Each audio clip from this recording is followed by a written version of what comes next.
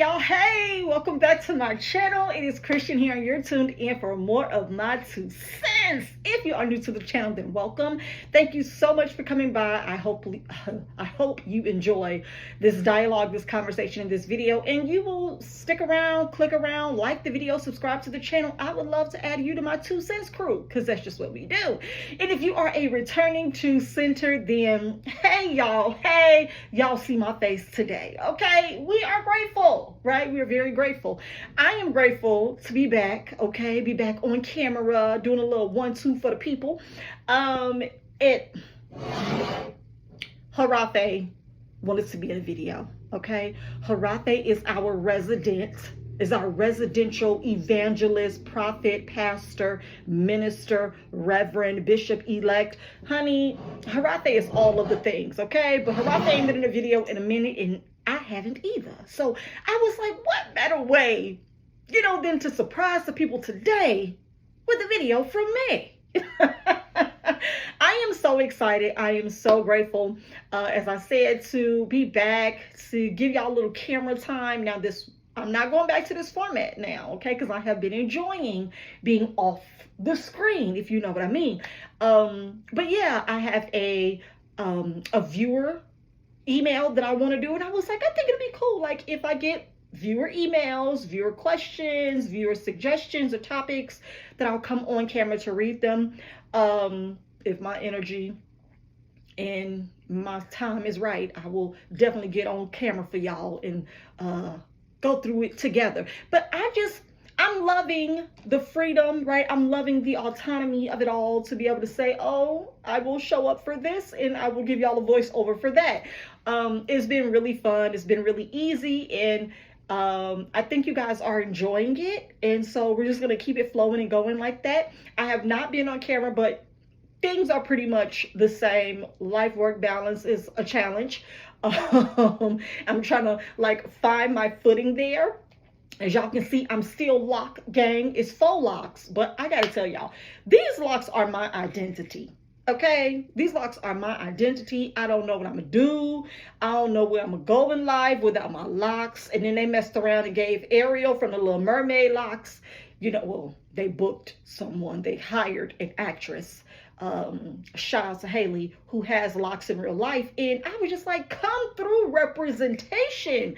Now, this video is not about that, but I'm gonna do a little quick, recap and introduce myself again. And let's just have some discussion before we get into our viewer email here. So representation is a huge thing for me. Even in business, I am huge on representation as a Black woman with a Black family. And my company, my brand is based off of, my mother. And also the fact that growing up, I did not see a whole lot of Black families on commercials, aside from the sitcoms that we will watch, the Cosby's, what's the other one called? Family Matters. I didn't really see a lot of Black imagery and representation on TV like you see more of today. And you see a lot of bigger corporations incorporating people of color into their ads and their marketing and their branding. And so for me, it is a very big thing that my children see who they are represented in mass media, right? That they understand that there is, someone out there that looks like them, that do things that they believe that they can do, or show them things that they can believe in, or be an inspiration to them. And so the Little Mermaid film, I know while it pissed a lot of people off, child, they did not want no Black mermaid, which I don't understand, because it's a totally fictional movie and creature. They really was going hard for her to remain Caucasian.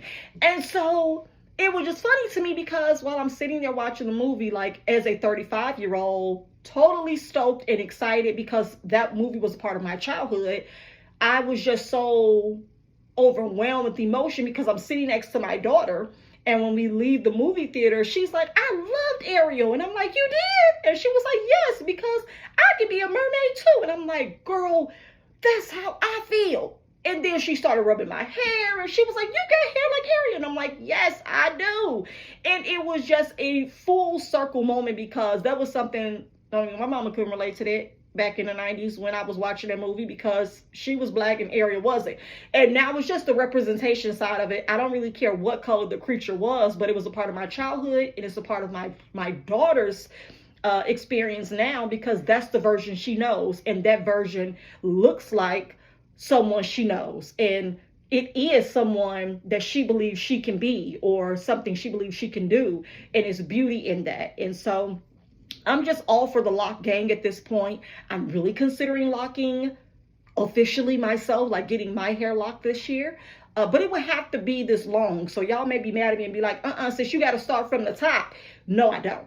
I'm thinking about getting some extensions on my locks. When I get them, they need to be probably like right here. I want some extensions that would bring me to like this length. I prefer longer hair on me. Shorter hair usually kind of makes me feel like, oh, it ain't growing fast enough. It ain't full enough.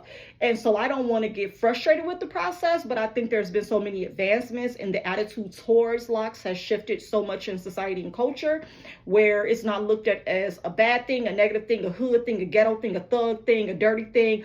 I cannot stand those stigmas, but those are real stigmas that have existed in the Black community and beyond concerning this style of hair. And so as it has progressed and more people are, comfortable with it, accepting of it, and people are authentically like choosing that, I'm like, put me in, coach. I don't mind. I ain't got to get no relaxer, no flatter, no silk press, no none of that. I want these locks. Okay. They're so easy for me in life, and I can just wake up, get up and go. Put my hair in in my long bonnet at night, and I'm ready for an interview, for a video, for a trip, all of that. I ain't got to get no protective styles, honey, because I'm already locked in. Ain't no switching up. Okay. So that's my little spiel about what's been going on with me and how I feel, and how I am still here rocking the locks, and I am ready to make a commitment and do it for my own hair. So that's that on that, since I'm back on the camera. And now I'm going to get into this viewer email. Now, I am so grateful for this viewer email. I will keep her anonymous. That was her request. Let me go ahead and remove her name from the bottom of the email before I scroll down, get to that part and read it, child. But no, I'm excited to share this viewer email with you guys. If you're interested in sending me a viewer email yourself for me to respond to live, or a question or suggestion, a video that you'd like me to do on a certain topic, email me at mytwocentmatters with an S at gmail.com. I will also put that in the description box of this video for you guys to do that as well. And yeah, let's get into it. Now, I'm gonna try to read this slowly, okay? Because when I'm usually off camera now, I only have my script, that I can look at on the side. But now that I'm doing this and I gotta look at y'all, just know y'all finna get ignored while I look at the screen, okay?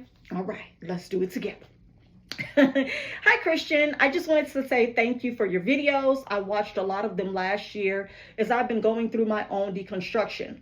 Watching some of them again this year hits different places in me, because as an elder's daughter who was in church, I had the church celebrityism even until this day. And that's a big thing. Being a church celebrity is real. Okay, especially like even on a local level. But if you have someone in your family that's like a presiding bishop, or an overseer of another like smaller sector in a certain group like Kojic or something, you become a celebrity pretty much because of what your lineage is and who you're related to. So I totally understand this. As a teenager, I was there between 5 to 7 days out of the week, and was on 2 to 3 auxiliaries doing a lot. Never really experienced life outside of that. I haven't been there since I was 23, but the indoctrination that was embedded was so deep to where I couldn't really explore myself as a person, nor did I feel comfortable. Even after I left, I was still trying to embed myself in a church, believing that I needed something new because I outgrew my church. LOL. That's a real thing too. Feeling as if though when you leave one ministry or one season of your life, you have to get somewhere else. Like that's how I felt when my husband and I left church in Mississippi. When we left that church, the first one, where the pastor asked us to pay his wife's car note, and he had us put our stuff at the front pulpit, our purse and our keys and stuff, so we couldn't leave church during, the ministry. When we first left that church, the guilt and the conviction that made me think I needed to be somewhere else. Like, I need a covering. I shouldn't be out of church. That was real. That was very real. And I felt so bad because, again, like she said, like the embedding, the indoctrination was so deep that is like, you got to be somewhere. You can't be out here uncovered because you just feel like something's going to happen to you. You're susceptible to the enemy, to the devil attacking you, or, posing a threat against you, your life, your health, your well-being, your family, because you're out of the will of God and you have no one covering you to protect you from the enemy. So I understand this. I overstand it, actually, because that's the only thing that made me go to another church right after that. It wasn't because I wanted to or I needed to be in church or I even felt the need to be in church. It was because of pressure, stress, and fear that I needed to be somewhere else, or else I was at risk of being attacked by the enemy. I spent all of my life trying to live and work out of my salvation. I spent all of my life trying to live and work out my salvation. Something that worked for me till I started to realize that church and even Christianity didn't work for me. I started to realize the extent of the bondage that I was in. I was a shell of myself and wasn't comfortable in my own skin. Now, 21 years later, the freedom and guilt that I have and am working through is crazy. The freedom to make decisions and the responsibility of that becomes more prevalent. But the guilt of being on the other side and watching people that I grew up with regurgitate the same foolishness over and over causes me to feel for them. I too can relate to you. That's why I do what I do.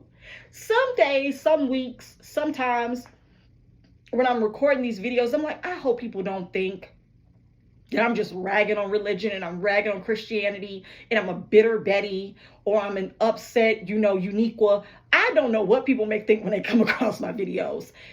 But I know that I keep going because there's emails and messages and comments under videos like this that continues to consistently show that there are people who are equally tired, who are equally going through a new walk in a new season to free themselves from the bondage that they were in religion. And they need someone that is actually talking and speaking to those truths, and that they can connect with and remove the guilt and the shame and the pain and the hurt and the fear and the anxiety that came from being a part of an organization like that, an environment like that, a religion like that, that was meant to set the captives free, right? But instead, it became the very bondage that kept you in a box, that kept you from knowing you. Everything in religion and in Christianity strips away your personal identity and then fills it with a new identity. And it says that, I know who I am. That song by Israel Hard, I know who I am, I know who I am yours. Yeah, I was lost and you found me, I was blind and you, like, how? All of these things happen once you found God. You didn't know who you were. You didn't know nothing about yourself. You didn't know what you wanted. You didn't know how you felt. You didn't know where you belonged. You were lost. But then when you found religion and God and Christianity, or whatever else your choice of, your practice and your belief may be, that's when you found yourself. It's literally like when people get upset at women when they say they need a man. And people are like, you don't need no man to be happy. Well, y'all out here telling people that they need God to be happy. And then you get stories like this of someone who has the whole celebrity religious level and being attached to an elder and being in church 5 to 7 times a week on 2 to 3 auxiliaries, and they're not happy. And it's not because somebody is doing something to them to make them unhappy. It's because they're able to feel it themselves, that it is a strong, as a lot of people would call it, a stronghold.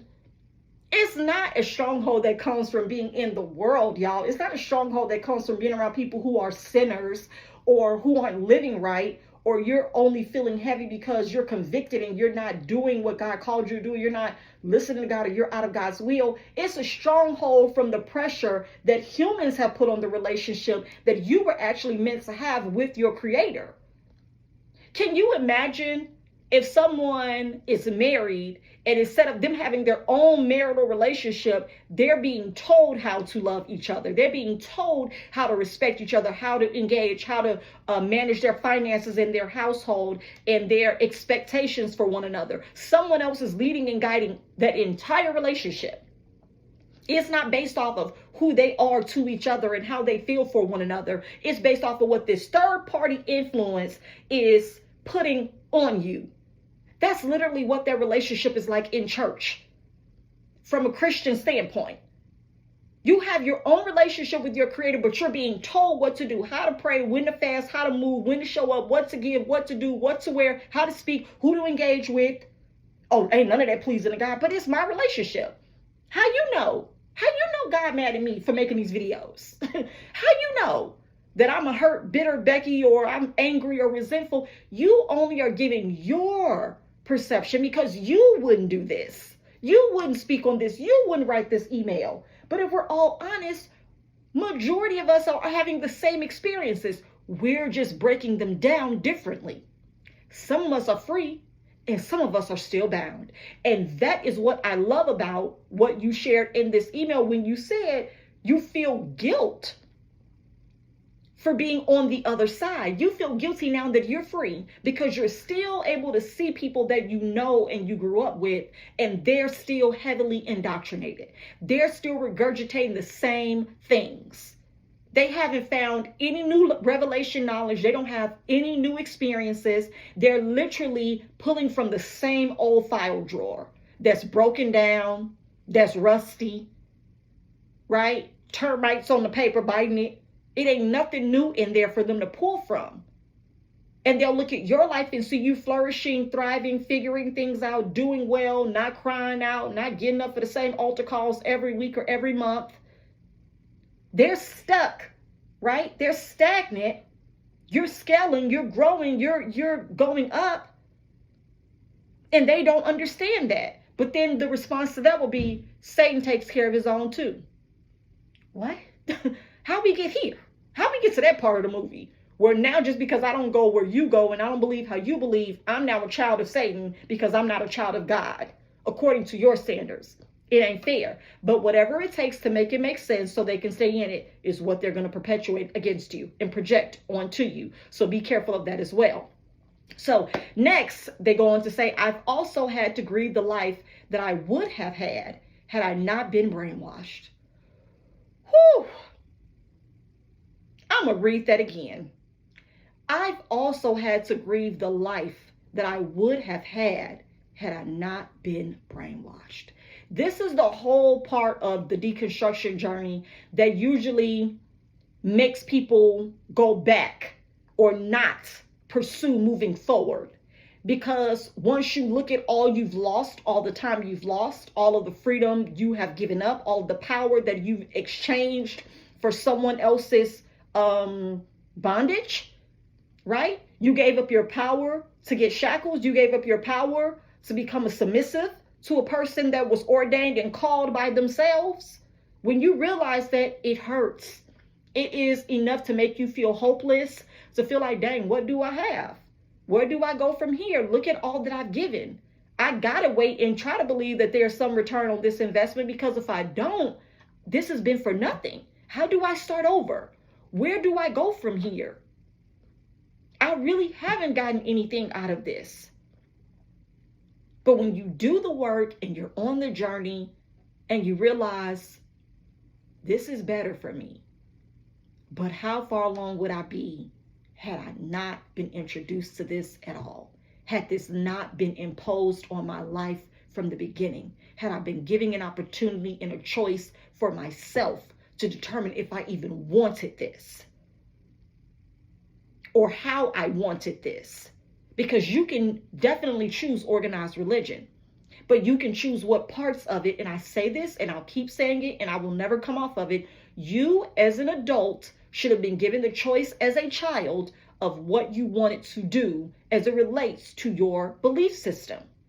The beliefs that you have in your family as values, definitely, if your parents want to teach you to talk kindly, to stand up for yourself, to defend yourself, to give to others, to be kind, to be respectful, right? To wash your body a proper way, a certain way, to clean up your room, to, be a help around the house, help those who are in need. Those are values that help build character, right? That allows you to just have the framework that will allow you to exist in society amongst other people as a human with respect and dignity and integrity and a moral compass that will lead you to do things that are favorable instead of horrible. But belief systems that go beyond social construct, and then you have spirituality and religion, that's a big deal where I feel children should be slowly introduced to their own choices in that matter. How do you want to practice your beliefs spiritually? And to a certain extent, I believe it's introduced too early, because God is given as a format for dependency. Pray to God, ask God, right? Follow God, trust God. It is a requirement. It's a prerequisite. You don't get to the bigger things in salvation, the blessings, the joy, the peace, the happiness, or any of that without first accepting God as your Lord and Savior, your salvation, getting baptized in the name of the Father, Son, and the Holy Spirit. You have to do all of these things in order to get the benefits. But if you're too young and your mind you can't even tie your shoe, you can't even pick what you want to eat. You being told, I ain't got McDonald's money, but you're supposed to be able to know who you want to give your soul and your life to, who you going to serve forever. Some of these packages don't work beyond 5 or 10 years. There are some jobs that we won't stay at after a certain season in our life because it just ain't enough. Woo! But you want me to sign up for the salvation package where I'm still struggling. My tithes and offerings still ain't rendering me no results. My prayer life is strengthening, but the blessings are not equaling up to the strength in which I am putting in. You would be well within your rights as a human with freedom to leave, to choose something different. But you want your salvation package that you introduced to me when I was 3 to now be the same package that I opt in for at 44? No, thank you. No, thank you. So that first line hits and I can relate to it. My passions aren't church or Christian based, and trying to pursue them in spite of that was a lot on me mentally, physically, and even spiritually. The goals and passions stopped because of that. Now it doesn't mean that I can't pursue them now. I just have to figure out in what capacity they fit. That part.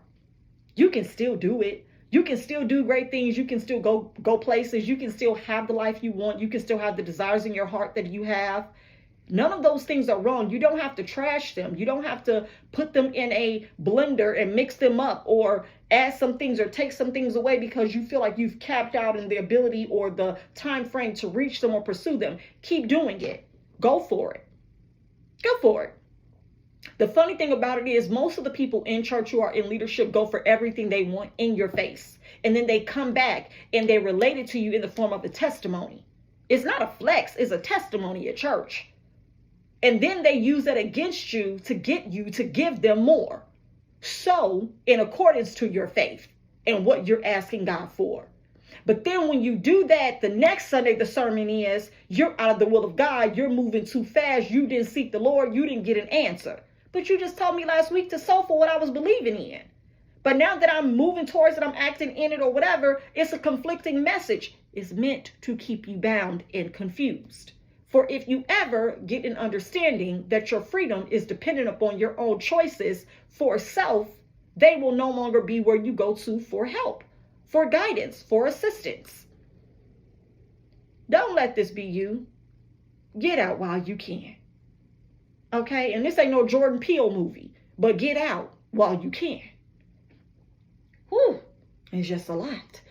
I should have done more, but the shame of possibly embarrassing my mother, I diluted myself into a version that was acceptable, but I was unhappy, depressed, and anxious.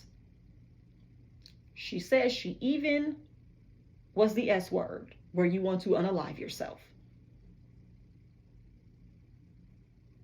I should have done more, but the shame of possibly embarrassing my mother, I diluted myself into a version that was acceptable, but I was unhappy, depressed, anxious, and even wanted to unalive myself. These are not my words. These are not my feelings. These are the feelings of another adult. Well within their 40s, from what it sounds like. I was 23, and now what, 21 years later? This is a grown person with real life experiences, you guys, that are not making this stuff up to get sympathy or to make people feel like, well, to get people to leave church. This stuff is real. This stuff is really happening, and people are really ignoring it. And it is sad. Because it's like you were disconnected. You were this involved, and nobody had discernment. Nobody could see that this is what you were feeling and why you were feeling it. They'll blame this on the enemy. The enemy is divisive. The enemy is trying to, destroy you and pull you away from what God has for you in church. No, the church is literally killing me. The church is literally draining me. The bondage is literally manipulating and depleting who I am. My identity has been stolen because of ministry. But y'all ain't ready for that conversation. Okay, I think at some point all church people develop severe mental health issues. I believe this too. Because of the breaking, the control, the misuse of authority, and fear, the church ensues. Manipulation is literally killing freedom and happiness. Yes, it is. And if you have not watched part 1 or 2 of my toxic church culture videos, you should, because I give a very good breakdown. The fact that this person mentioned severe mental health issues because of the breaking, the control, and the misuse of authority. I literally broke all of this down months ago. And where this stuff stems from. It is not a game. It is not a joke. Religion to me has to be probably one of the oldest forms of group control, abuse, and manipulation. Like, it's easy. It's one of those things where it's like, I get why we hold on to it in society, because it's like our government. We ain't finna let that go. We ain't finna let go of school, the school system and how that's set up. We're not going to get rid of the banking system and how that's set up. We're not going to get, rid of certain social constructs because